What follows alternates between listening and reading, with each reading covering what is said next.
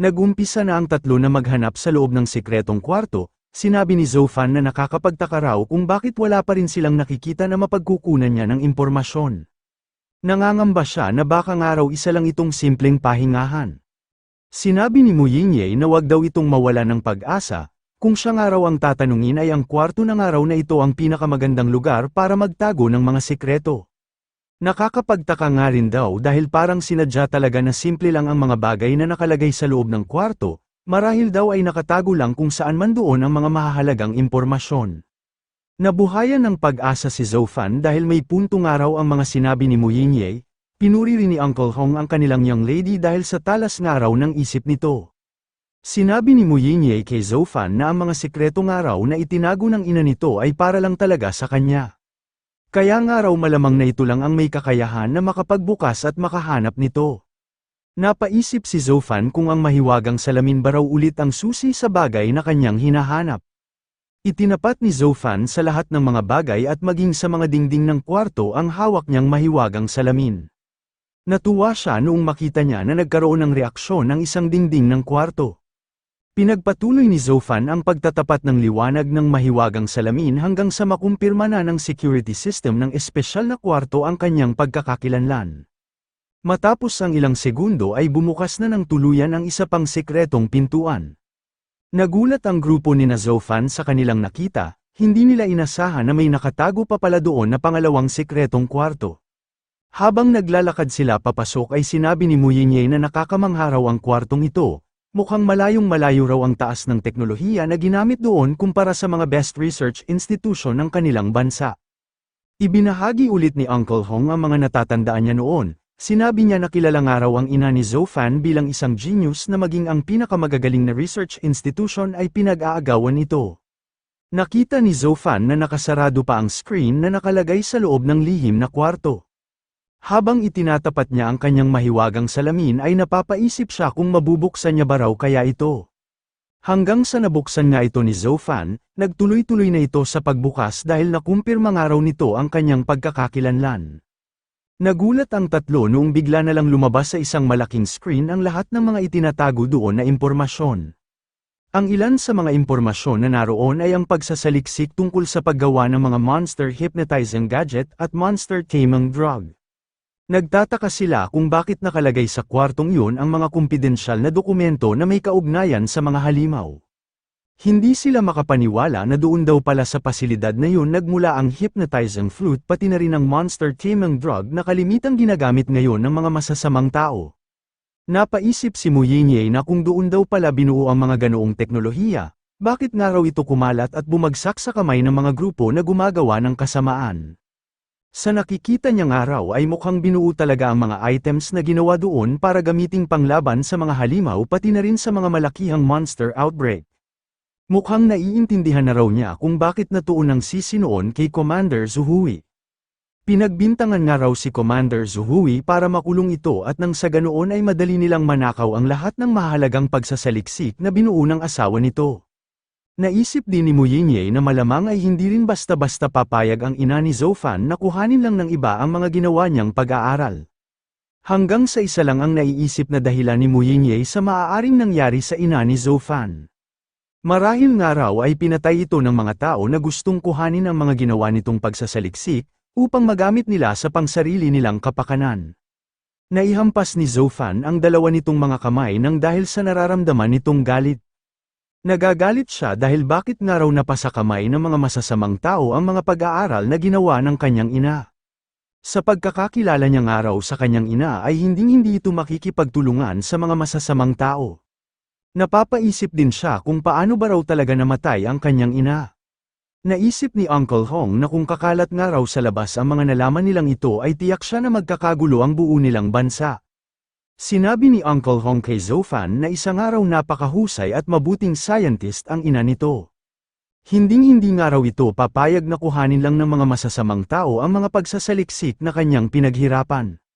Sinabi ni Uncle Hong na wag daw nitong masyadong damdamin ang mga nalaman nito. Ang mahalaga raw ay hindi naman nasayang ang ginawa nitong pagpunta doon.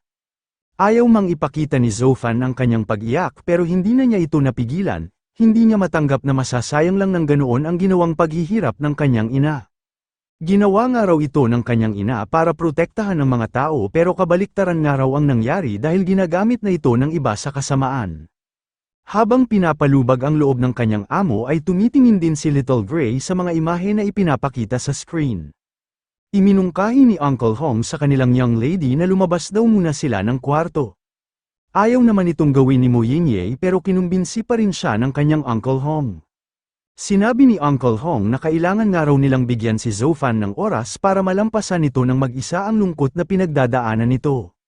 Makakatulong rin daw yun para mas lalo pa itong maging matibay at lumakas. Sinabi rin ni Uncle Hong na mukhang maraming tao raw ang sangkot sa mga insidente na nangyari sa mga magulang ni Zofan.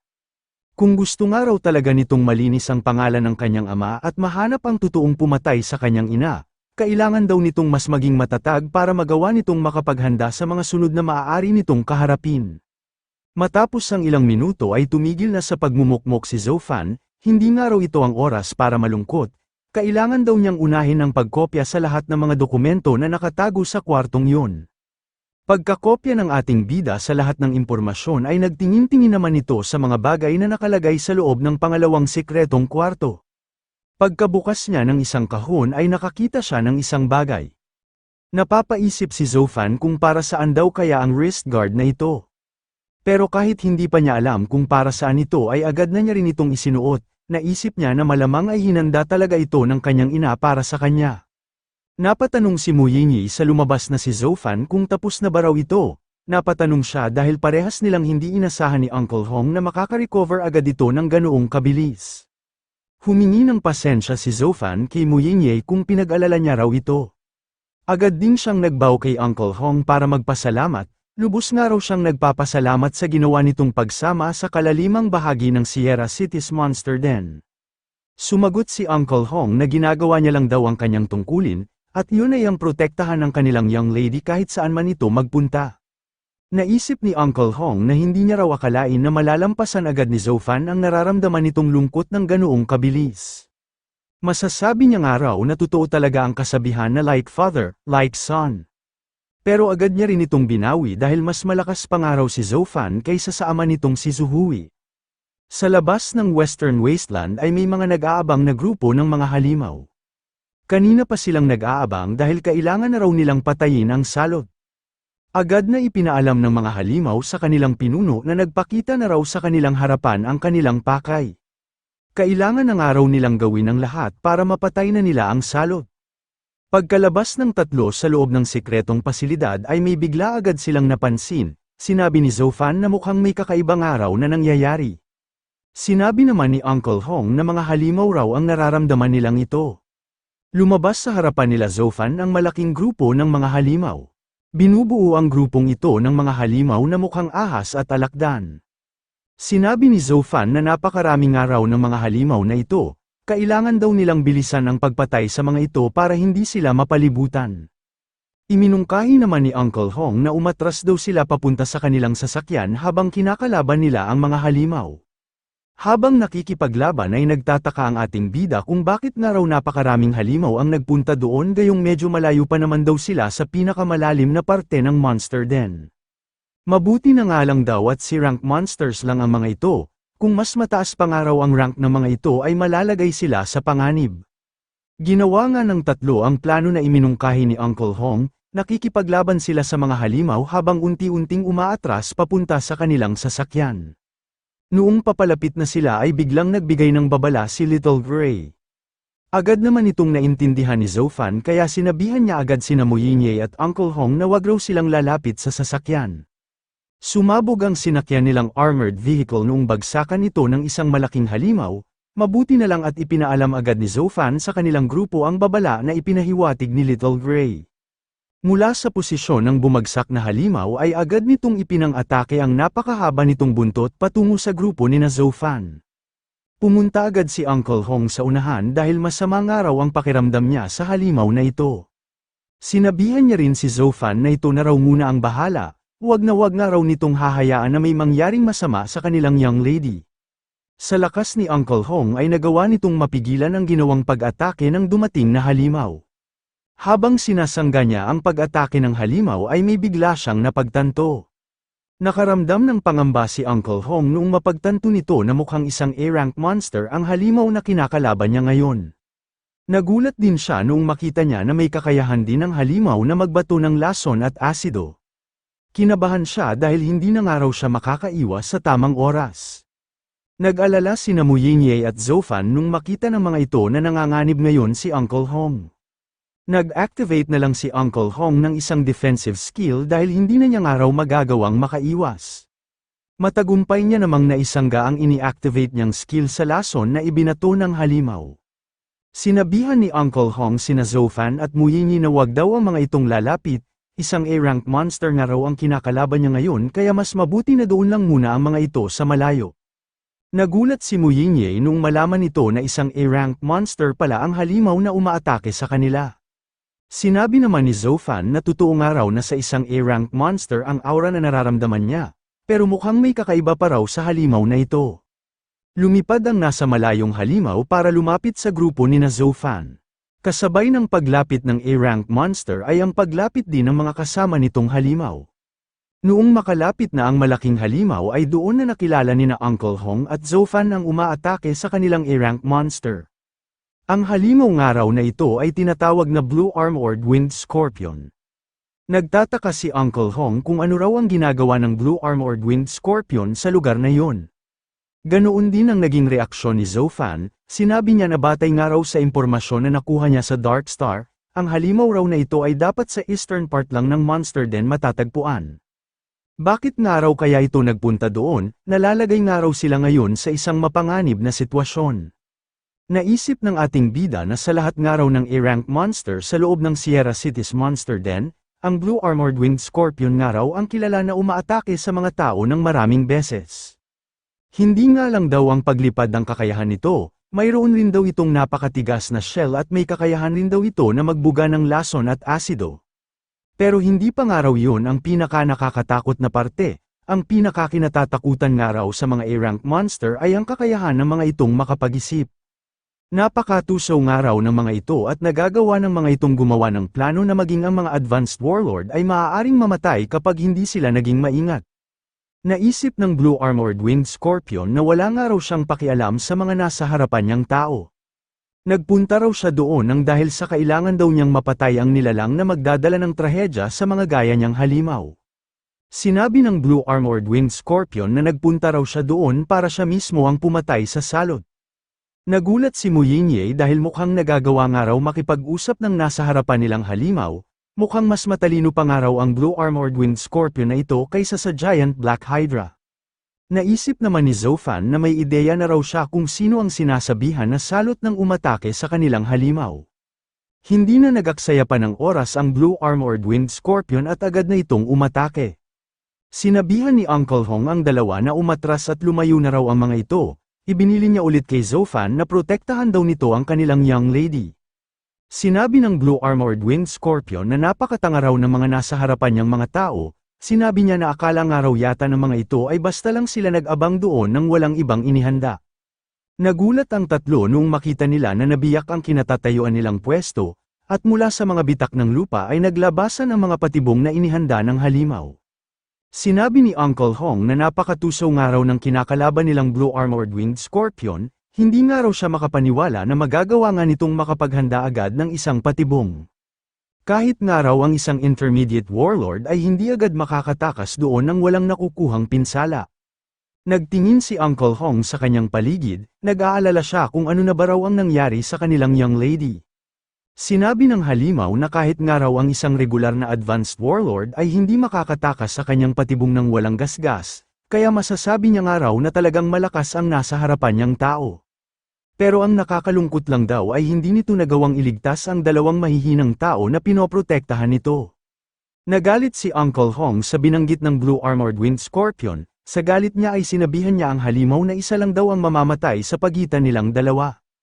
Agad na sumigaw si Mu Yinye para ipaalam sa kanyang Uncle Hong na ayos lang daw sila. Sinabi rin ni Zofan na wala raw itong dapat ipag-alala dahil hindi raw sila masasaktan ng ganoong klase ng patibong. Pagkasambit noon ni Zofan ay naisip niya na napakadali niya nga lang daw yung sabihin, kung hindi niya nga raw na master ang Lightning Shadow Flash ay hindi raw sila makakaiwas ng walang tinatamong pinsala. Napanatag ang kalooban ni Uncle Hong noong makita nito na nasa maayos na kalagayan ang kanilang young lady, namangha rin siya dahil sa mabilis nga raw gumalaw si Zhou Fan. Takang-taka naman ang Blue Armored Winged Scorpion kung paano nga raw nakaligtas ang dalawang mahihinang tao. Sinabihan ni Uncle Hong si Zhou Fan na itakas na raw nito ang kanilang young lady, dahil nga raw sa biglaang pangyayari ay kailangan na raw muna nilang itigil ang kanilang operasyon at magkita-kita na lang sila sa headquarters ng Dark Star. Alam ni Zhou Fan na maaari lang silang makasagabal kaya sinunod niya agad ang sinabi ni Uncle Hong. Habang papaalis sila ay sinabi ni Mu Yinye sa kanyang Uncle Hong na mag-ingat daw ito. Noong makalayo na ang dalawa ay nagpahabol naman si Uncle Hong sa kalaban niyang Blue Armored Winged Scorpion papunta sa ibang direksyon. Naisip ng halimaw na akala nga raw yata ng taong kaharap niya na mabubuhay pa ang dalawa nitong kasama dahil sa nagpaiwan nito. Ang hindi raw nito alam ay sinadya niya talaga na habulin ito para hindi nito matulungan ang dalawa nitong kasamahan. Nagtanong si Mu Yinye kung sa palagay ba raw ni Zhou Fan ay magiging ayos lang ang kanyang Uncle Hong. Sumagot naman si Zhou Fan nang huwag daw itong mag-alala dahil magagawa nga raw nitong makaligtas. Marahil nga raw ay may lakas ng isang top-class A-rank monster ang Blue Armored Winged Scorpion at napakatuso nito kaya napakahirap nitong matalo. Pero sa abilidad nga raw na taglay ni Uncle Hong ay nakakasigurado siya na magagawa nitong makatakas ng ligtas. Sinabi rin ni Zhou Fan kay Mu Yinye na may dala raw siyang flare gun, paiilawin na raw nila ito mamaya para ipaalam kay Uncle Hong na nakatakas na sila. Sinabi ni Mu Yinye na mali raw ang posisyon ng kamay ni Zhou Fan. Hindi naman naintindihan ni Zhou Fan ang sinabi ni Mu Yinye dahil sa tumatakbo ito ng mabilis. Pero nagtaka siya kung bakit may makinis at malambot daw siyang nahahawakan. Namula si Zhou Fan noong mapagtanto nito na nakahawak na pala siya sa ibang parte ng katawan ni Mu Yinye. Agad na humingi ng pasensya si Zhou Fan, pasensya na nga raw dahil hindi niya raw ito agad napansin. Sumagot naman si Mu Yinye nang okay lang daw yun sa kanya. Alam niya raw na nakatuon ang atensyon ni Zhou Fan sa tinatakbuhan nilang daan. Napahinto ng pagtakbo si Zhou Fan dahil may nararamdaman daw siyang kakaiba sa kanilang unahan. Sinabi ni Zhou Fan na mukhang napapaligiran na raw sila ng maraming halimaw. Pagkaiwas ni Zhou Fan sa pag-atake ng maraming halimaw, ay sinabi nito na hindi niya raw akalain na may inilatag palang ambush ang Blue Armored Winged Scorpion para sa kanila. Naisip niya na talagang napakatuso nga raw nito.